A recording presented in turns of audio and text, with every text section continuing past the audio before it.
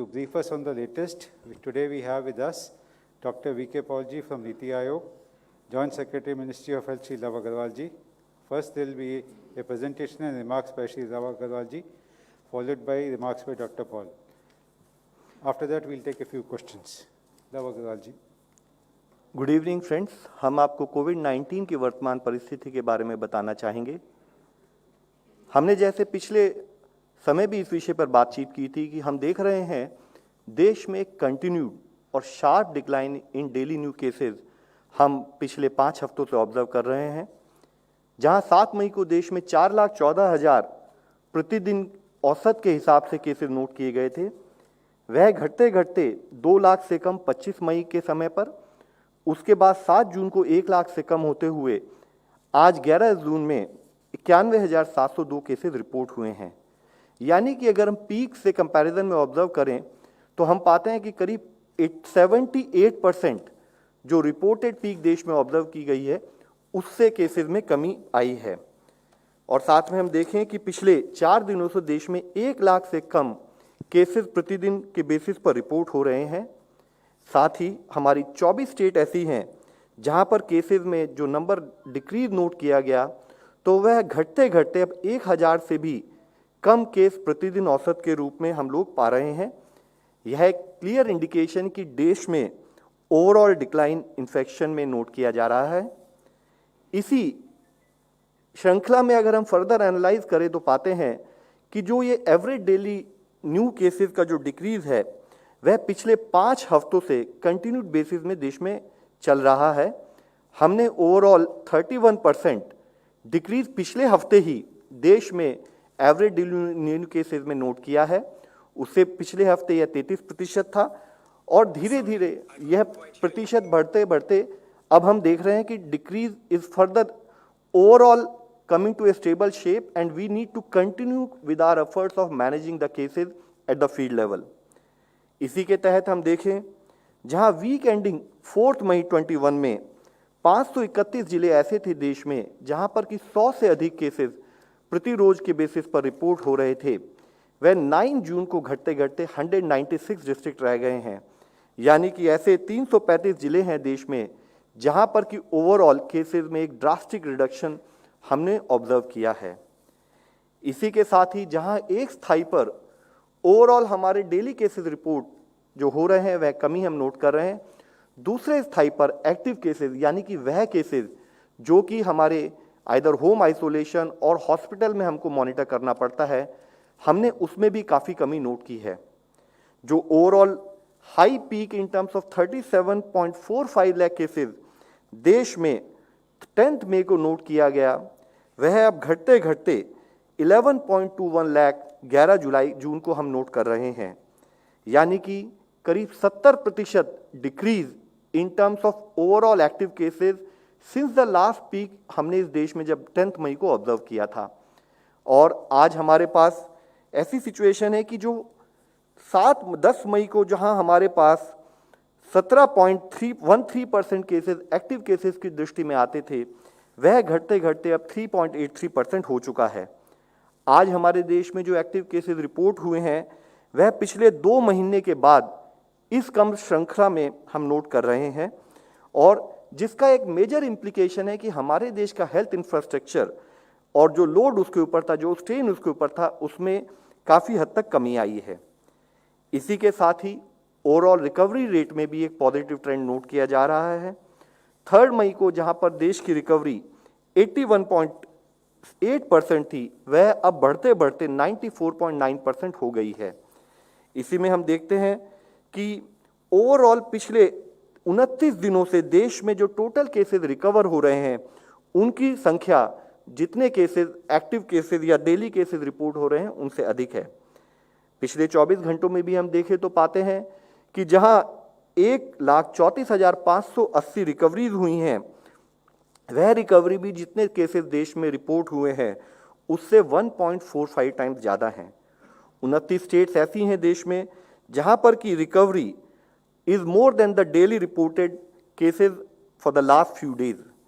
इसी के साथ ही जैसे जैसे हमने केसेस में एक बढ़ोतरी, इन्फेक्शन के स्प्रेड में एक बढ़ोतरी नोट की, हमने कंटिन्यूड बेसिस पर अपना फोकस टेस्टिंग पर बढ़ाया, और जिसके साथ ही इससे पहले भी हमने इस पर चर्चा की है कि जहां हम औसतन 7 लाख के करीब test on a daily basis कर रहे थे, वह बढ़ते बढ़ते 21 और अब 19 लाख की श्रृंखला में हम लोग कर रहे हैं।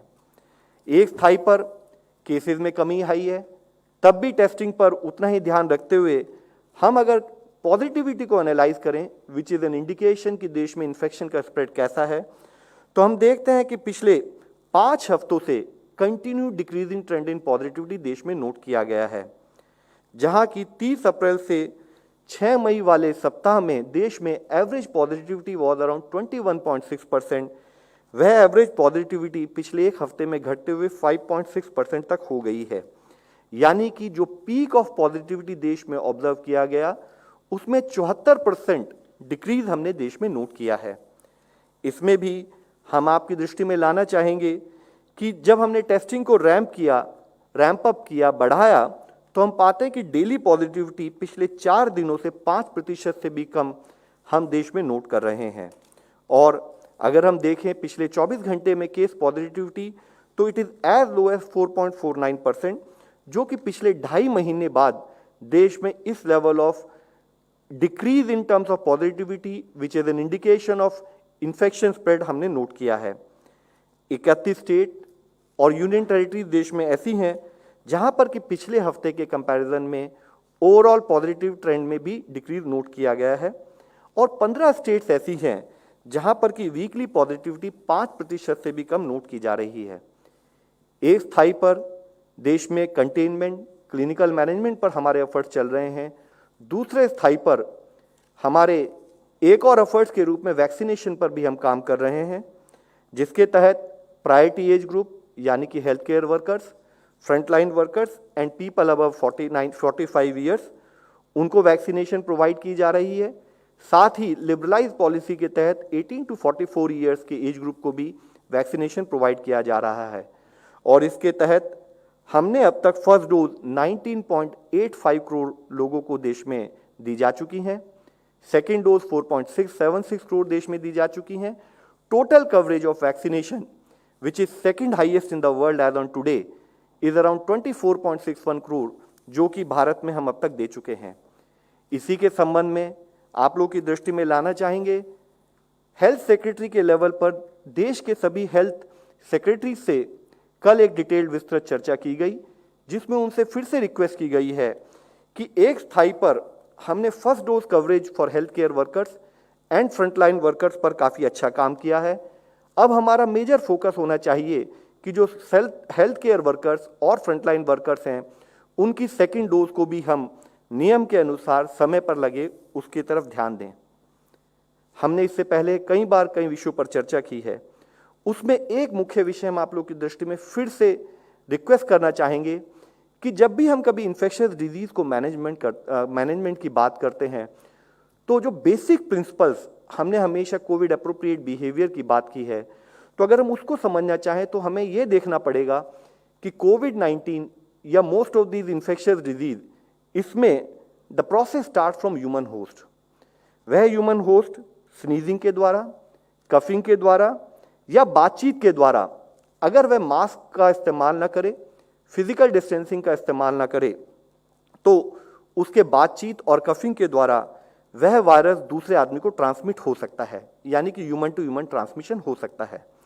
उसी के साथ ही अगर हम सही तरीके से ध्यान ना दें, तो जो इन्फेक्टेड ड्रॉपलेट्स सरफेस पर हैं, जिनका कुछ समय तक जो इन्फेक्टेड ड्रॉपलेट जीवित रह सकती हैं, अगर हम हैंड हाइजीन पर ध्यान ना रखें और हम उन सरफेसेस को रेगुलर बेसिस पर टच करें, इन टर्न उन सरफेसेस को जिनको हमने टच किया, चाहे हम अपनी आंख, नाक, मुंह पर लगाएं या किसी और आदमी से हम अगर क्लोज रहें, तो उसके द्वारा भी हम वायरस को ट्रांसमिट कर सकते हैं।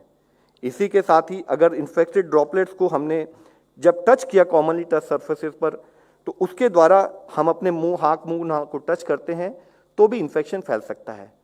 हम आप सबसे कंटिन्यूड बेसिस पर यह विनती करना चाहते हैं कि जहां एक स्थाई पर देश में इन्फेक्शन के स्प्रेड में कमी नोट की जा रही है, जो बेसिक प्रिंसिपल्स हैं जिस पर हमें काम करने की ज़रूरत है, वह यह है कि हमारा focus on use of mask, physical distancing, hand hygiene और रेस्पिरेटरी हाइजीन पर, जो कि बहुत ही क्रिटिकल एलिमेंट्स हैं हमारे कोविड-19 मैनेजमेंट के, उस पर ध्यान बना रहे। हमने इससे पहले भी सबसे रिक्वेस्ट की थी, केसेस की में कमी आना इज नॉट ए फैक्ट कि वायरस चला गया है, वायरस सिस्टम में अभी भी फैला है। और जब एक स्थाई पर अनलॉक की परिस्थिति फील्ड लेवल पर नोटिस की जा रही है, तो जरूरी है कि हम ध्यान रखें कि किसी भी, चाहे हम उसको वेव का नाम दें, चाहे सर्ज का नाम दें, किसी भी तरीके से हमें अपने प्रांत में केसेस को बढ़ने से रोकना है। इसी विषय में एक और विषय हम आपकी दृष्टि में लाना चाहेंगे। अगर हम देखें तो हमारे basic principles of working together क्या होने चाहिए, तो एक इंडिविजुअल लेवल पर हम एक्सपेक्ट ये कर सकते हैं कि हमारे को जरूरी है कि इंडिविजुअल लेवल पर जैसे ही अगर हमें इन्फेक्शन हो तो हम अर्ली टेस्टिंग की तरफ, जैसे ही हमें कोई सिम्टम महसूस हो उसकी तरफ ध्यान दें, या अगर हम पॉजिटिव पाए जाएं तो home isolation, in totality we remain in isolation from other people, और जैसे कि डॉक्टर की सलाह हो उसके हिसाब से हम हॉस्पिटलाइजेशन की तरफ ध्यान दें। एक स्थाई पर इंडिविजुअल और कम्युनिटी लेवल पर जब यह एक्शन लिया जाए, दूसरे स्थाई पर गवर्नमेंट की तरफ से, सरकार की तरफ से, सेंट्रल गवर्नमेंट हो, स्टेट गवर्नमेंट हो या लोकल गवर्नमेंट हो, हमारा दूसरा एफर्ट होता है कि फिजिकल डिस्टेंसिंग को सपोर्ट करने के लिए क्या हम कुछ रेगुलेटरी मेजर्स का उपयोग करें, जिससे कि जब कम्युनिटी के स्तर पर फिजिकल डिस्टेंसिंग और इन्फेक्शन स्प्रेड को रोकने का कार्य चल रहा है, हम उसको एड कर सकें, हम उसको सपोर्ट कर सकें। दूसरे स्थाई पर जरूरी है कि हम अपने हेल्थ इंफ्रास्ट्रक्चर को बढ़ाएं, ताकि अगर कोई पेशेंट सिक हो या सीवियर या क्रिटिकल केस में कन्वर्ट हो, उसको रिक्वायर्ड मेडिकल सुविधाएं मुहैया कराई जा सकें। लेकिन इससे भी मुख्य विषय, जब हम इस स्थाई पर काम कर रहे हैं, तो जैसे हम सबको इससे पहले भी अवगत है, prevention is better than cure. तो क्या जरूरी नहीं है कि आज हमसे फिर से अपनी जो एक प्ली, जो हमारे एफर्ट्स कंटिन्यूड बेसिस पर रहे हैं, उनको रिन्यू करें, which is primarily focusing on कि इंडिविजुअल और community at large Covid appropriate behaviour को अपनी जीवन शैली के रूप में कंटिन्यूड बेसिस पर अपनाती रहे। इसी से संबंधित विषय में हम फिर आप लोगों की दृष्टि में लाना चाहेंगे कि हम एक सीवियर इन्फेक्शियस डिजीज से डील कर रहे हैं, और जरूरी है कि जब भी हम इन्फेक्शियस डिजीज से डील करें तो हमें ध्यान रखना है कि ये एक्सपोनेंशियल वे में बढ़ती है। एक आदमी से दूसरे आदमी के अगर वो संपर्क में आएगा इन्फेक्शियस आदमी, इस तरह कर कर वो केसेस फैलते चले जाएंगे। एक स्थाई पर जब ऐसे केसेस फैलते हैं, तब हम उसके दूसरे परिप्रेक्ष्य को भी समझना जरूरी है, और वह दूसरा परिप्रेक्ष्य है कि जब इन्फेक्शन एक पर्टिकुलर लेवल से ज़्यादा क्रॉस करता है, तो कोविड-19 का जो response in terms of health infrastructure भी उसी स्थाई से बढ़ाना पड़ता है, चाहे वह हमारे हॉस्पिटल्स हों, चाहे हमारे बेड्स की अवेलेबिलिटी हो, एम्बुलेंसेज की अवेलेबिलिटी हो, मेडिकल एंड पैरामेडिकल स्टाफ की अवेलेबिलिटी हो, हमारे कंटेनमेंट ऑपरेशन के लिए हमारे फ्रंटलाइन वर्कर्स की अवेलेबिलिटी हो, रिक्वायरमेंट चाहे वह ड्रग्स की हो, ऑक्सीजन सिलेंडर्स, ऑक्सीजन की हो, पर्सनल प्रोटेक्शन इक्विपमेंट की हो, किट्स की हो, मास्क की हो। तो जब हम इन विषयों पर काम करते हैं, तो अगर हम इस पूरे परिप्रेक्ष्य को समझें, अगर हमने रूट कॉज पर काम किया, तो जितना भी हम एफर्ट्स पैरेलली जो ये कर रहे हैं, उसमें हमें उतना स्ट्रेन नहीं होगा, और quality of care in terms of अगर कोई आदमी बाद में सीवियर या सिक भी होता है, तो हम क्वालिटी ऑफ केयर भी उसकी इंश्योर कर सकते हैं। मैं आप लोगों की दृष्टि में लाना चाहूँगा, कुछ हजार बेड्स इनिशियली जो देश में हमने कोविड-19 के लिए अवेलेबल किए थे, लेकिन जैसे जैसे केसेस बढ़ते रहे, तो आज भी देश में 17 lakh isolation beds, 3.8 lakh oxygen beds, 1.13 lakh ICU beds और 54,000 से अधिक वेंटिलेटर्स देश में पिछले एक साल में based on case trajectory provide किए गए। और जैसे जैसे जिस जिस जिले में हमें लगा कि केसेस की संख्या बढ़ रही है, स्टेट गवर्नमेंट के सपोर्ट से हमने उनसे और जिला एडमिनिस्ट्रेशन से कहा कि वहाँ पर बेड्स की अवेलेबिलिटी को बढ़ाया जाए। Same situation is with ambulance. Similar is the initiative taken in terms of ensuring larger amount of medical as well as paramedical staff, चाहे नीट पीजी के स्टूडेंट्स हों, चाहे एमबीबीएस के लास्ट ईयर के स्टूडेंट्स हों, चाहे हमारे आयुष के फंक्शनरीज हों, चाहे हमारा एलाइड स्टाफ हो, साथ ही इवन एक्स सर्विसमैन हैं, NGOs का सपोर्ट है in terms of management of containment zones, including taking help of Navy, taking help of Air Force, taking help of all our PSUs in terms of ensuring oxygen supply. इन सब efforts को करने के साथ साथ अगर हम basic principle पर भी उतनी ही सिंसियरिटी से काम करें, उतने ही कंटिन्यूड बेसिस से काम करें, which is primarily to focus on the root cause, that is break the chain of transmission by focusing on regular use of COVID appropriate behaviour. हम आप सबसे विनती करना चाहते हैं, केसेस कम हो रहे हैं, लेकिन इससे हमें ये ध्यान रखना है कि हमें दोबारा इन्फेक्शन को बढ़ने से रोकना है, जिसके लिए हमें कोविड अप्रोप्रिएट बिहेवियर को अपने जीवन में समाहित करना पड़ेगा। धन्यवाद। Doctor VK Paul ji. Thank you Lav. आज हमारी मेन थीम जो लव एम्फेसाइज कर रहे हैं इसी पे रहेगी, क्योंकि केसेस स्टेबलाइज हो रहे हैं, एक्टिव केसेस कम हो रहे हैं, पॉजिटिविटी लगभग 5% पे आ गई है। Situation looks appears to be stabilising, लेकिन जैसे ही हम लो रिस्ट्रिक्शंस की तरफ जाएंगे, जैसे ही लाइफ थोड़ी और नॉर्मलाइज होगी स्टेप वाइज, अगर हम ये इन चीज़ों को पूरी तरह से नहीं अपनाएंगे तो फिर हमें उसका खामियाजा भुगतना पड़ेगा। वायरस का स्प्रेड प्रमोट होगा, चेन्स ऑफ ट्रांसमिशन आगे आएंगी, बढ़ेंगी, फ्लरिश होंगी और नुकसान होगा। तो फिर बार बार कहने की ज़रूरत पड़ रही है और इसलिए माफ़ भी करिए, लेकिन ये बहुत ज़रूरी है कि चौकसी रहे, लापरवाही ना हो, और जो हमने इंडिविजुअली करना है वो अप्रोप्रिएट हो, और जब हमने समूह या समाज की तरह करना है, फैमिली की तरह करना है, कम्युनिटी की तरह करना है, उसमें भी हमारी बिल्कुल एक रिस्पॉन्सिबिलिटी और जिम्मेवारी की झलक होनी चाहिए। इसलिए जो कोविड अप्रोप्रिएट बिहेवियर रखना है, मास्क पहनना है, 2 गज की दूरी रखनी है, भीड़ नहीं करनी है, पार्टियों का टाइम अभी नहीं आया है। इसी प्रकार अगर आप बंद माहौल में हैं, लोग हैं आपके सामने, तब भी मास्क पहनिए, बाहर भी मास्क पहनिए। तो ये सारी प्रिकॉशंस हमें लेके आगे बढ़ना होगा। और इसी प्रकार राज्यों में भी at the governance level, pandemic control level, अब हमें मौका है कि कुछ हम स्टेप्स लें, जैसे कि it will be nice to now do sero surveys. National sero survey की पूरी तैयारी हो गई है और इसी महीने में नेशनल जीरो सर्वे जो ICMR करते आए हैं वो अपने नेक्स्ट जीरो सर्वे का काम शुरू करेंगे, और वो बहुत लंबी प्रक्रिया नहीं होती, उससे हमें ये पता चलेगा कि भारत में ओवरऑल इस संक्रमण की जो इंटेंसिटी है, इन्वॉल्वमेंट है, इफेक्ट है, वो कहाँ तक पहुँचा है। लेकिन एक चीज़ सामने आई है कि अगर हमने इस पेंडेमिक को बड़े स्वरूप में ना आए, हमारी जियोग्राफीज प्रोटेक्टेड रहें, तो हमें एक नेशनल सीरो सर्वे पे ही डिपेंड होकर नहीं करना होगा। हमें राज्यों को भी सीरो सर्वेस करने के लिए उत्साहित करना होगा। ये वक्त है उस काम को करने का, और सर्वेलेंस जो है वो हर जियोग्राफी में हो, क्योंकि फैसले जो हैं वो स्टेट एंड सब स्टेट एंड डिस्ट्रिक्ट लेवल पे होने चाहिए इन चीज़ों के, उसी पे ही कंट्रोल कर लेना चाहिए। उसी जहाँ हुआ है वो हॉटस्पॉट उतना ही क्लोज करेंगे, नैरो करेंगे, कंटेन करेंगे, जैसे लोग बार बार कहते हैं, तो वो आगे नहीं जाएगा। ऐसे ही छोटे जगह पे हॉटस्पॉट्स हों तो हम बाकी जो बड़ा समूह है वो बच जाता है। इसका हमें ख्याल करना होगा।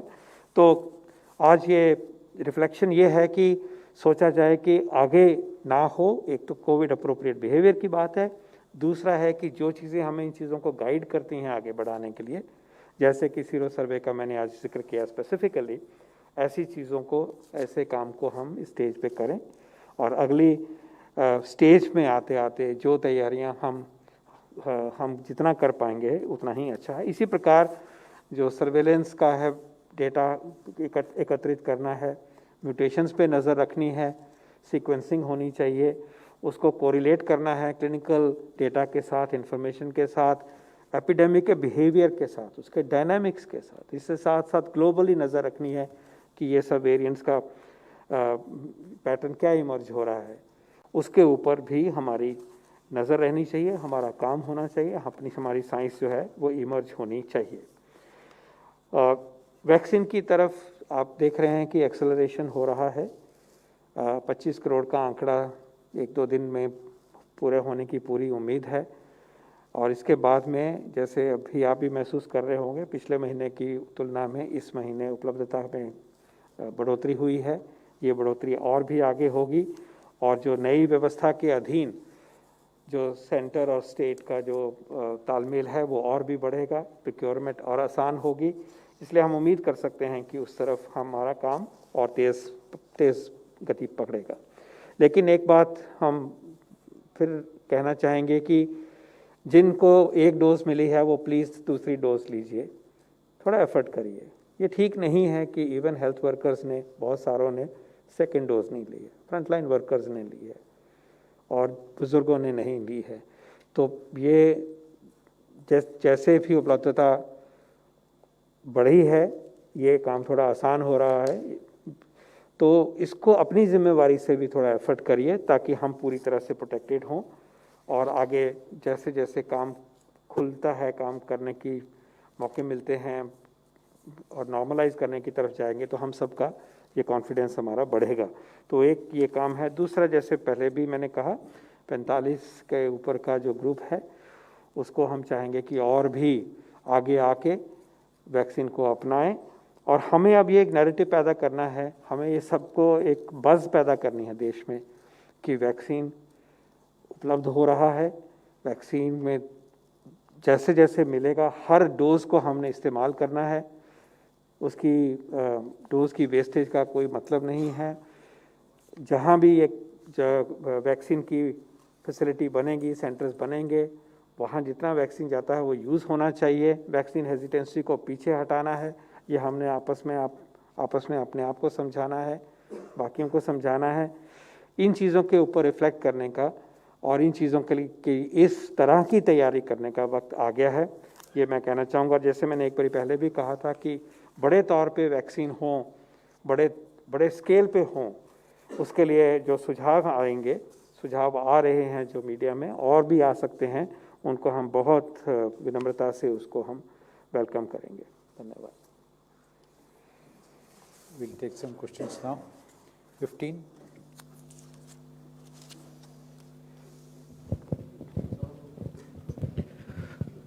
Sir, Ayushman from Mirror Now. My question is, the public, like you said, the suggestions are coming. Public health experts have written to the Prime Minister, and they have said that indiscriminate vaccination is not the need of the hour. The people who have recovered from COVID, they have a natural immunity against COVID, and they should not be vaccinated.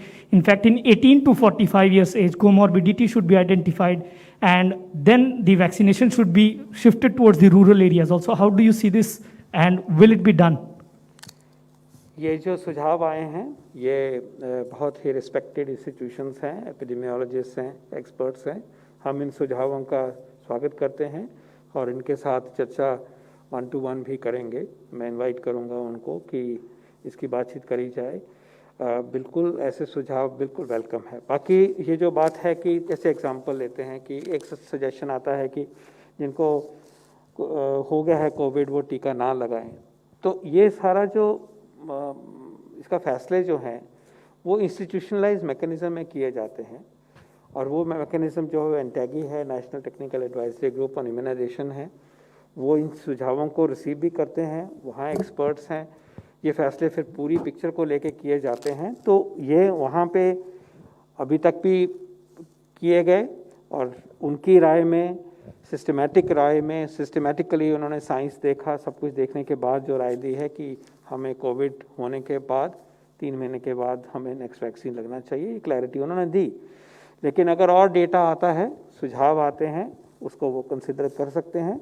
ये dynamic process है। आप ये देख रहे हैं कि ये बाहर भी, WHO में भी, बाहर के देशों में भी बहुत सारे फैसले जो हो रहे हैं वो डायनेमिकली आ रहे हैं, बदले भी जाते हैं, नुआंस हो जाते हैं, रिफाइन हो जाते हैं, चाहे वो मेडिसिन की बात हो, चाहे वैक्सीन के बारे में बात हो। It's a scientific process. इसमें कोई hard core ideological position science में नहीं होती। साइंस के जो फैसले हैं, साइंस जो दिखाई देती है और जो कॉन्टेक्स्ट में अप्लाई करना होता है उसको जोड़ के किए जाते हैं। और यही काम हमारी एनटेगी इंस्टीट्यूशन जो है वो करते हैं। हम डायनेमिकली उसको देखते रहे हैं और इसको भी दोबारा भी वो देखते रह सकते हैं, उनकी मीटिंग्स में ये चर्चाएं होती रहती हैं। तो जिस तरह से भी ये सजेशन इस तरह के आ रहे हैं, वेलकम करते हुए उनके ऊपर उसकी अप्रोप्रिएट तरीके से चर्चा होनी चाहिए। और जो आगे बढ़ने में इस सब सोच का हम बहुत आदर करते हैं। Number 16.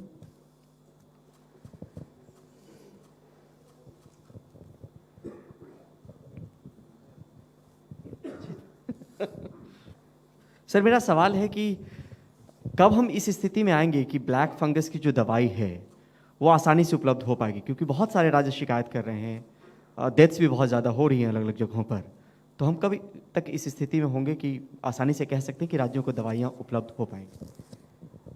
इस बारी पहले हमने इसको लिया था डिटेल में और बताया भी गया था। मैं बड़े कॉन्फिडेंस से कह सकता हूं कि बहुत इसकी अवेलेबिलिटी बढ़ी है, सब सोर्सेज से हम लेके आए हैं और अभी हाल में एक पर्टिकुलर देश से और भी इसकी अवेलेबिलिटी बढ़ी है। I think we are able to manage the supply reasonably well, और जो भी कोई थोड़ी बहुत कमी किसी में होगी उसको अगर आप स्पेसिफिक उसका कोई पॉइंट आउट आता है हमारे पास, उसको हम एड्रेस करेंगे। लेकिन एक बड़ा होलसम एफर्ट इसमें किया गया। और मैं ये भी कहना चाहूँगा कि सिर्फ लाइपोसोमल एम्फोटेरेसिन बी की ही जिद करना और उसी के ऊपर इंसिस्ट करना वो ज़रूरी नहीं है। ये लाइपोसोमल एम्फोटेरेसिन बी जो है ये थोड़ी सी सोफिस्टिकेटेड है कि साइड इफ़ेक्ट्स इसके कम होते हैं। तो जिनको वो उसके साइड इफ़ेक्ट्स किडनी के हैं, मान लीजिए वो किडनी डिजीज़ में इसको दे दीजिए प्रेफरेंशियली। लेकिन आम व्यक्ति को जो स्टैंडर्ड एम्फोटेरेसिन बी है वो दी जा सकती है, दी जानी चाहिए और सेफ होती है। और मैं ये कह सकता हूँ कि हम तो न्यूबॉर्न बेबीज़ में, प्रीमेच्योर न्यूबॉर्न बेबीज़ में जो फंगस की इन्फेक्शन होती है कैंडिडा की, उसमें कोई पूरी जिम्मेवारी से इस एम्फोटेरेसिन बी जो स्टैंडर्ड है उसी को ही हम इस्तेमाल करते हैं and babies are able to sustain it. तो सिर्फ हाई एंड वाली को ही इंसिस्ट करना है एक ऐसे माहौल में जहाँ की उसकी उपलब्धता और भी नैरो है। इसको भी मैं अपील करूँगा कि हमारे मेडिकल स्पेशलिस्ट जो ट्रीटमेंट ये कर रहे हैं, please don't insist on liposomal amphotericin be in every case. जो हमारे पास है उसको ध्यान से तरीके से उनमें यूज़ करें जहाँ पे ये यूज़ होनी चाहिए। और in general amphotericin B standard जो है, जो इतने दशकों से अवेलेबल है, इफ़ेक्टिव है और बिल्कुल बहुत तादाद तक वो सेफ़ है। ओनली इन ओकेजनल केसेस हमें थोड़ा उसको जागरूक रहना होगा और वहाँ हम दूसरी एम्फोटेरेसिन भी इस्तेमाल कर सकते हैं। तो अगर हम उस तरह से देखेंगे तो सिचुएशन और भी बेटर लगेगी। 18. नित्य डीडी न्यूज से डॉक्टर पॉल से मेरा सवाल है। डॉक्टर के श्रीनाथ रेड्डी ने आज एक अखबार को लिखा है कि जो कोविशील्ड की 2 डोज के बीच में जो गैप है उसको कम करना चाहिए, क्योंकि ब्रिटेन ने भी कम किया है और भारत ने उसको बढ़ा दिया है, 12 से 16 हफ्ते कर दिया। तो इसके पीछे साइंटिफिक आधार क्या है, क्या रिएक्शन है? उनका जो सुझाव आया है उसको उन्होंने जो रिसेंट डेटा आया है म्यूटेंट के परिप्रेक्ष्य में बाहर की स्टडीज़ को उन्होंने कोट किया है, 2-3 स्टडीज़ को, अच्छी स्टडीज़ को उन्होंने कोट किया है। उसके बेस पे उनका सुझाव ये है कि इसको फिर हम दोबारा 8 हफ्ते पे वापस जाएं। इसको भी मैं यही जवाब दूंगा कि let it be examined bye RNTE। एक प्रोसेस है। अब यूके ने भी जब करा होगा तो सोच के किया, डेटा देखा, उनकी किसी कमेटी ने देखा, उनके साइंटिस्ट ने देखा, एक फैसला लिया।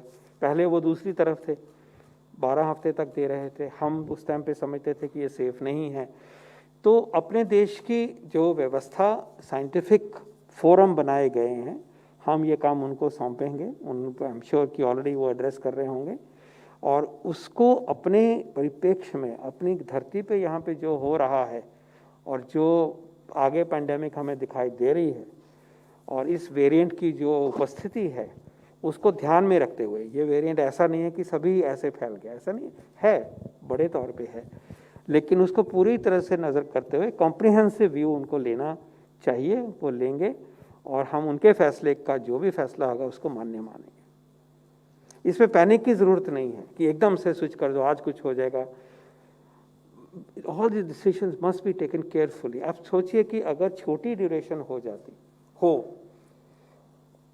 तो एक उसको लंबा किया, तो फिक्र ये था कि हम जब लंबा करेंगे तो क्या यहाँ एक डोज वाले को अटैक हो जाएंगे, वो भी बैलेंस करना पड़ा, तो उसको भी ध्यान में रखा गया। लेकिन काउंटर पॉइंट ये था कि अच्छा ज़्यादा व्यक्तियों को लग जाएगा जब ज़रूरत ही नहीं, अच्छी इम्यूनिटी हो। तो प्लीज़ रिमेंबर कि ये जो डिबेट है ये पब्लिक डोमेन में ज़रूर होनी चाहिए, बातचीत होनी चाहिए, लेकिन इसका जो फैसला है वो उस फोरम पे होना चाहिए जहाँ पे कि एमिनेंट लोग हैं जो इस चीज़ को जानते हैं।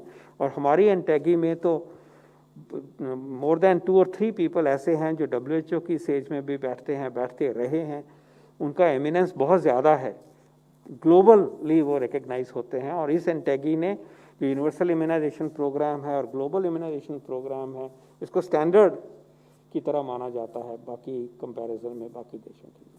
So please respect their decisions. 19.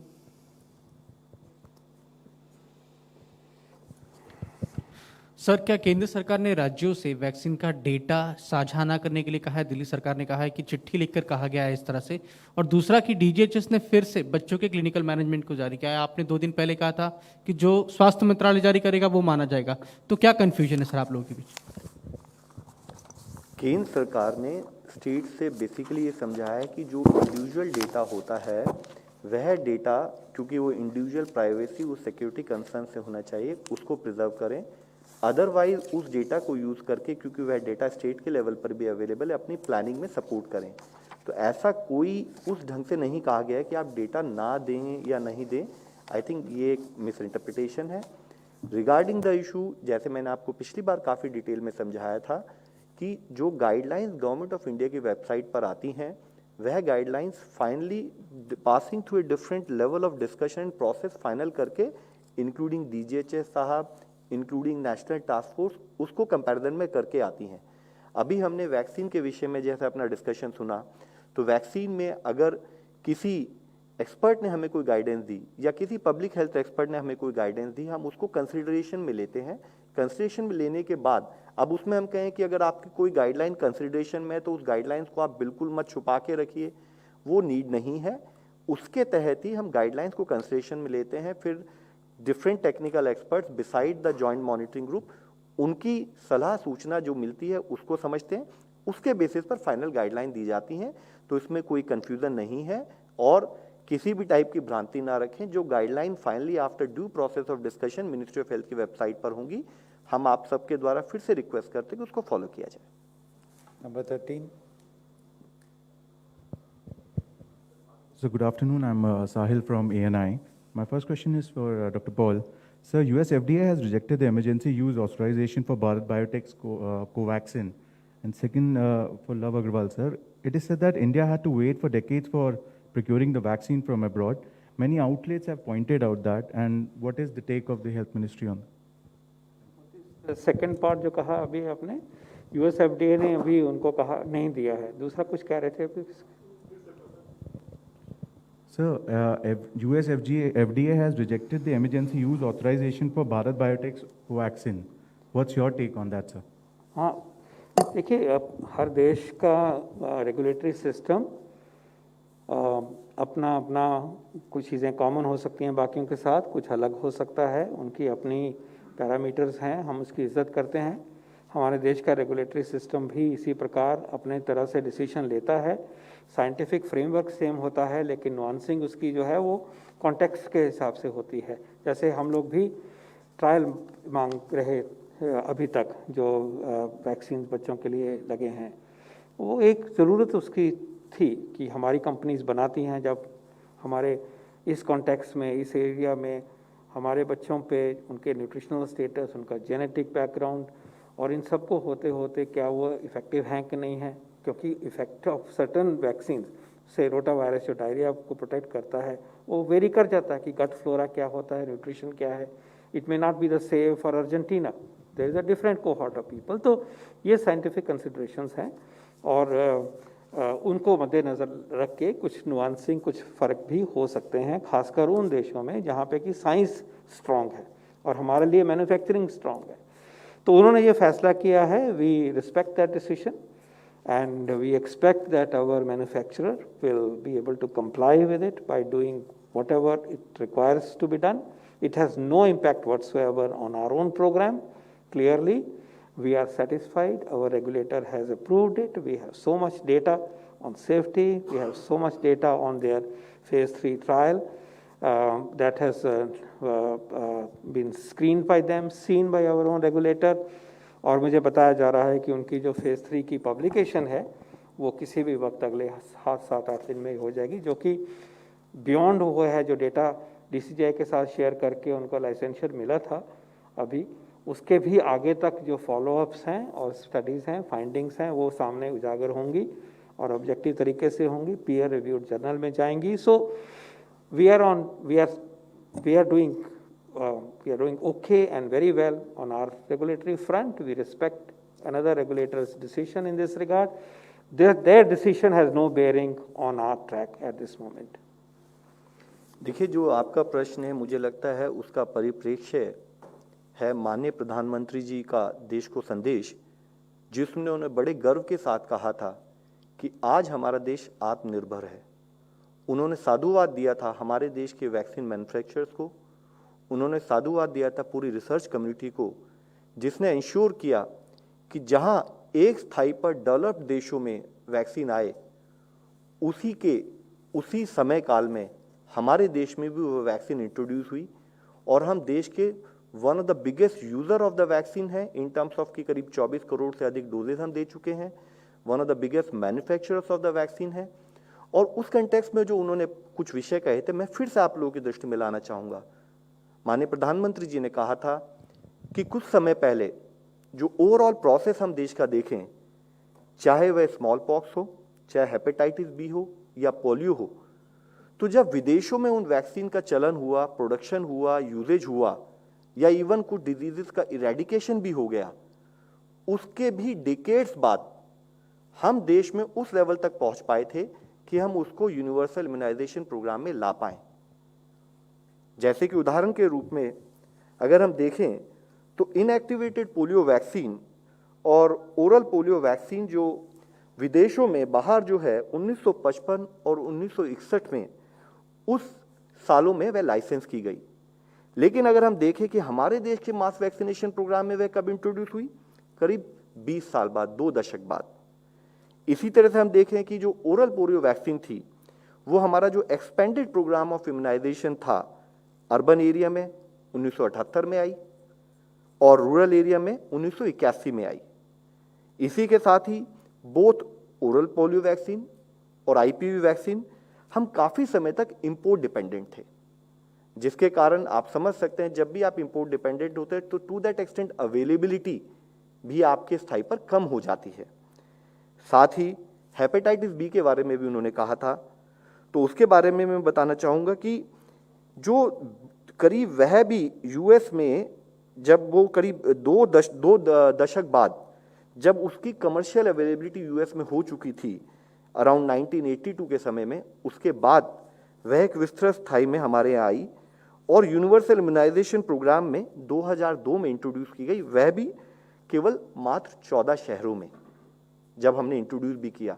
तो यानी कि दशकों का गैप, और दशकों के गैप के बाद भी हम उसको उस स्पीड से प्रोग्रेस नहीं कर पाए, उस स्पीड से फैला नहीं पाए।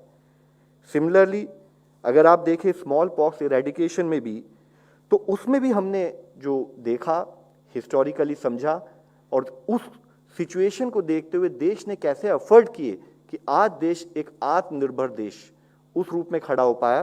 तो उसमें भी हम देखें कि इंडिजिनसली मैन्युफैक्चर्ड वैक्सीन जो थी उन पे हमारी इंटरनेशनल डिपेंडेंस बहुत ज़्यादा थी, और 1962 में यानी कि करीब 1 दशक बाद जब नॉर्थ अमेरिका और यूरोप ने स्मॉल पॉक्स को इरेडिकेट कर दिया था, तब हमारे देश में national smallpox eradication programme launch हुआ। मुख्य विषय मैं आप लोगों के सामने यही लाना चाहूँगा कि अगर आप किसी भी वैक्सीन को देखें, चाहे DBT ले लीजिए, उसका ग्लोबल इंट्रोडक्शन 1948 के समय हुआ। उसको मेक इन इंडिया यानी कि इंडिया में मैन्युफैक्चरिंग उसकी 1962 में शुरू हुई, यानी कि 1 दशक से ज़्यादा, और उसका हमारे प्रोग्राम में इंट्रोडक्शन 1978 में हुआ। उसमें भी दशक लगे, 2 दशक के करीब लगे। ओपीवी में 1961 में ग्लोबल इंट्रोडक्शन, 1970 में मेक इन इंडिया, और इंडिया में इंट्रोडक्शन इन आर प्रोग्राम 1978 में हुआ। हम आईपी इसी तरह हेपेटाइटिस बी 1982 में ग्लोबल इंट्रोडक्शन, 1997 में मेक इन इंडिया, और 2002 में हम पायलट करके 2010 में उसको देश में इंट्रोड्यूस कर पाए। मैं आप लोगों के द्वारा सबसे यही विनती करना चाहूंगा कि माननीय प्रधानमंत्री जी के स्थाई पर जो हमारे देश के रिसर्चर्स को साधुवाद दिया गया, उस सब के लिए, उनके एफर्ट्स के लिए और उनके एफर्ट्स के कारण ही हम देखते हैं कि देश में आज कोविशील्ड हो, जिसकी विस्तृत मैन्युफैक्चरिंग हमारे देश में हो रही है, और चाहे कोवैक्सीन हो जो बनी भी हमारे देश में, प्रोडक्शन भी आज हम उसको विस्तृत स्थाई पर अपने देश में कर पा रहे हैं। स्पुतनिक हो जिसका प्रोडक्शन भी हम अपने देश में कर पा रहे हैं। आज हम आत्मनिर्भरता की उस स्टेज तक पहुंच पाए हैं because of the efforts of our research community, efforts of our manufacturers, efforts of our field workers. Not only the vaccines were produce, they were also delivered. 24 करोड़ से अधिक वैक्सीन अगर हम आज प्रोवाइड कर पा रहे हैं, तो लोएस्ट वर्कर से लेके रिसर्चर, जो हाईएस्ट साइंटिफिक कम्युनिटी, किस तरह से उन्होंने जुड़ के not only urban area but even rural, tribal, जो हर रंग ऑफ सोसाइटी को आज हम लोग वैक्सीन प्रोवाइड कर पाए, same time when the developed world got it.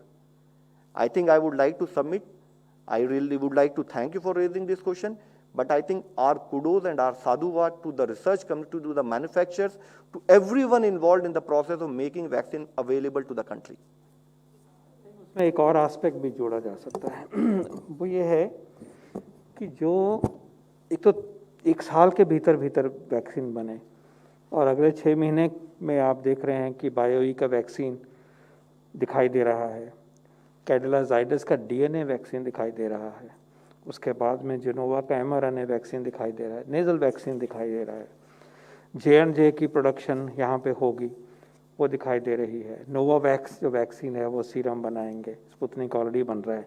तो look at the plethora of vaccine that are available, the bouquet of vaccine for this deadly disease.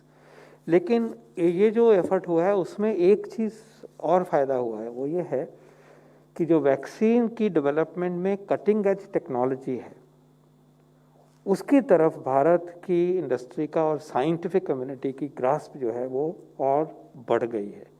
इतने वैक्सीन आए, और उसके 2 एग्जाम्पल स्पेसिफिक मैं कहना चाहूँगा। नेजल वैक्सीन तो एक है ही, खैर 2 एग्जाम्पल। एमआरएनए टेक्निक जो है, फ्यूचर में जो वैक्सीन्स बनेंगे, या ये पुराने वाले वैक्सीन अब रीपर्पस होंगे ज़्यादा इफेक्ट के लिए, तो लगता है कि एमआरएनए टेक्नोलॉजी एक बहुत इंपॉर्टेंट टेक्नोलॉजी करके उभर के आएगी। और बीमारियों में भी वेरिएंट आ जाते हैं, इसमें वेरिएंट से भी आए हैं जैसे देखा है, और वेरिएंट्स को एड्रेस करना और स्विच करना कि उसके स्वरूप बन जाए वैक्सीन, अगर सबसे तेज़ गति में वो बदलाव लाया जा सकता है एग्जिस्टिंग वैक्सीन में, वो एमआरएनए वैक्सीन में लाया जा सकता है। तो ये बहुत सिग्निफिकेंट डेवलपमेंट है कि भारत का जिनोवा इस वैक्सीन में, इस टेक्नोलॉजी को पकड़ में माहिर है। और मुझे ये बताते हुए आज प्रसन्नता हो रही है कि बायोई ने कैनेडियन एक फर्म के साथ करार किया है, उनकी टेक्नोलॉजी को अडेप्ट करके या लेके भारत की धरती पर वो एमआरएनए वैक्सीन बनाएंगे। थोड़े कुछ महीनों में काम शुरू होगा, लेकिन गोइंग फॉरवर्ड, और ये आप देख के चलिए कि अगर फिर वेरिएंट्स हमें बहुत तंग करेंगे अगर, तो हमें इस टेक्नोलॉजी पे करना पड़ेगा। आज ये टेक्नोलॉजी एक कंपनी की नहीं है, देश की है, क्योंकि जब ज़रूरत पड़ेगी इसको क्लोन किया जाएगा, जैसे हमने कोवैक्सीन के लिए करा है, 4, 5, 6 और जगह पे लगा रहे हैं। दूसरी जिसके लिए फिर और भी फ़क्र होता है वो डीएनए टेक्नोलॉजी है। ये तो एमआरएनए थी, अब डीएनए टेक्नोलॉजी को जाइडस हमारा आके लेके आ रहा है, the only one in the world as of now. तो वो उनका पूरा ट्रायल हो गया है, बिल्कुल पाथ ब्रेकिंग है, और अगर सक्सीड कर जाती है तो एक नया प्लेटफॉर्म देश से उभर के आ रहा है। तो ये जो एफर्ट हुआ है देश का, ये एक्स्ट्राऑर्डिनरी, एक्सेप्शनल, अनप्रेसिडेंटेड है, इसमें कोई डाउट नहीं होना चाहिए। जैसे मैंने अभी गिनाए, लव ने अभी गिनाए कि कितने वैक्सीन हमारे पास हैं, कौन किसके पास हैं, ऐसे प्लेटफॉर्म, सोचने की बात है। और आगे के लिए ये जो शक्ति मिली है, टेक्नोलॉजिकल माइट हमारा बड़ा है और रेगुलेटरी प्रोसेसेस स्मूथ हुए हैं, अलाइन हुए हैं और एक मिशन की तरह सब इकट्ठे हुए, मिलके सरकार ने इंडस्ट्री के साथ on a daily basis partnership की तरह काम किया है और जैसे होए जा रहा है और होता ही रहेगा। ये हमारे देश के लिए इस पीरियड में जो एक गेन है, ये अपने देश के और मानवता के भले के लिए एक बहुत अच्छी डेवलपमेंट है। Thank you. Thank you, friends. We close the press conference now.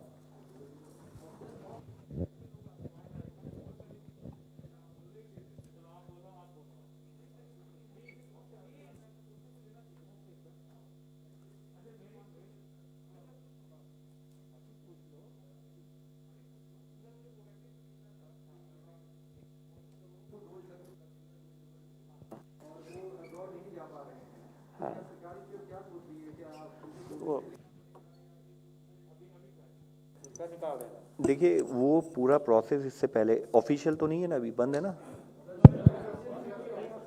अच्छा, ठीक है। ओके ओके, सो बेसिकली जैसे हमने आपको बताया था कि जो वैक्सीन पासपोर्ट का एक कॉन्सेप्ट ये होता है कि वैक्सीन पासपोर्ट में इंटरनेशनल स्थाई पर एक कॉमन अंडरस्टैंडिंग हो जाए, जिसके अंडर अगर आपको वैक्सीन लगी हो तो वो माना जाए। अब इसमें इशू क्या है कि even World Health Organization, which is the multilateral member state driven organization which is supposed to take this initiative, वहाँ टेक्निकल डिस्कशंस चल रहे हैं, क्योंकि ये वैक्सीन जैसा आपकी नॉलेज में कि 1 साल के अंदर ही सारी आई हैं, तो अभी वो उसकी एविडेंस को और फर्दर स्टडी कर रहे हैं, जिसके बेसिस पर जब डिसीजन लिया जाएगा तो कार्य किया जाएगा। दूसरा इशू जो है कोविशील्ड के बारे में हमने कहा था, तो अगर आपको जैसे मालूम है, हमने कोविशील्ड की length of period based on the existing evidence बढ़ाई थी। अब उस केस में क्या हो सकता है कि एंड ऑफ अगस्त में कोई स्टूडेंट या कोई आदमी जॉब के लिए बाहर जा रहे हैं, उन्होंने 1 डोज ले ली और वो दूसरी डोज कैसे लेंगे? तो क्योंकि जो इमर्जिंग एविडेंस के बेसिस पे चेंज किया गया था, उन लोगों के लिए खासकर हमने अलाउ किया है कि उनको सेकेंड वैक्सीन डोज अगर 1 महीना उपरांत उनका 1 महीना हो चुका है और वो जो दूसरा रिवाइज डोज का शेड्यूल है उसके बीच में कभी भी उनको दी जा सकती है, ताकि उनकी डोजेज पूरी हो जाए। ये इशू कोवैक्सीन के संदर्भ में इसलिए नहीं दी गई क्योंकि कोवैक्सीन का ऑलरेडी टाइम पीरियड 1 महीना है, 4 हफ्ते बाद होता है, तो इसलिए उसके लिए स्पेसिफिक डायरेक्शन नहीं इशू की गई है। बट बिकॉज खाली कोविशील्ड मेंशन किया तो हो सकता है कुछ भ्रांति ये आ गई हो कि कोवैक्सीन का क्या होगा। रिगार्डिंग इंटरनेशनल ट्रेवल, अभी भी world over bigger focus is on undertake testing before you go. वह मॉडल अभी भी चल रहा है, चलता रहेगा।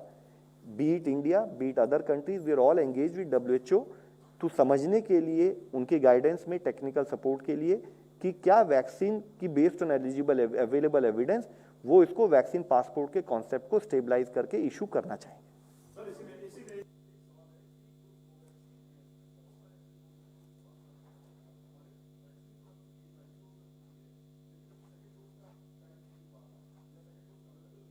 ये कुछ ही दिनों में सॉर्ट आउट हो जाएगा। आपको मालूम है कि थोड़ी सी स्लोनेस आई थी, this will be all sorted out.